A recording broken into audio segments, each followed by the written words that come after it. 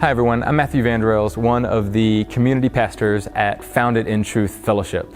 Don't forget to like this video, subscribe to this channel, and click that little bell to be notified whenever we post new content or go live every week with our weekly church services. Also, feel free to comment below. We would love to hear your thoughts about this topic. Also, if you feel a desire to click the dislike button, we forgive you. Hey guys, my name is Pete Wilson, education pastor at Founded in Truth. I wanted to bring you guys some quick encouragement for your day. For those of you who know me from fellowship, who have seen me online, you guys know that I love David. I love discussing David, studying David, learning from David. So today's encouragement will focus on David. In 1 Samuel 19, it tells the story of David as he begins his journey to become king of Israel. But here in this chapter, Israel still has another king, Saul. Now Saul has become extremely jealous of David, and in the beginning of the chapter, his thoughts of jealousy become words of destruction. And he decides he needs to have David killed. This section of scripture illustrates three people that give David real help in the middle of a nightmare. One is the kind and loyal friend, one is the streetwise and practical wife, and one is the godly spiritual mentor. All three of them quite literally save David's life. Chapter 19 begins with Saul telling his son Jonathan and all his servants to kill David. Jonathan proves who he is by not only telling David about it, but let's look at verse 4. It says, Jonathan spoke well of David to his father Saul. And it says in verse 6 that Saul listened to his son's voice and swore an oath, David will not be killed.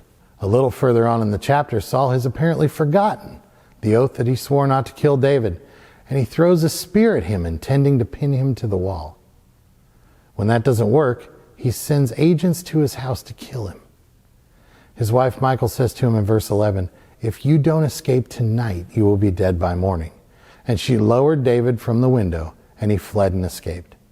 Now her dad, Saul, by the way, as you can imagine, is really upset. But she wasn't fooled. She knew what was going on and acted. So David goes to Samuel, verse 18. So David fled and escaped and went to Samuel at Ramah and told him everything that Saul had done to him. Then he and Samuel left and stayed at Naioth. Saul comes after him, of course, and the home of his spiritual mentor becomes the scene of some truly supernatural help. So what is the point of all this? It is my belief that God's provision in a nightmare comes through other people. That we are the thing, the conduit, through which our God works. As many of us are spending time away from other people, never underestimate the power of being one of these three people to someone in your local fellowship or your circle of friends. Don't hesitate to reach out to those you know and may not see with an email or a text message, a Facebook message, whatever. Don't underestimate the power of speaking well about someone or to someone. I guarantee you they can use it. Your streetwise and practical advice might really be needed by a friend who just isn't sure how to navigate these uncertain times.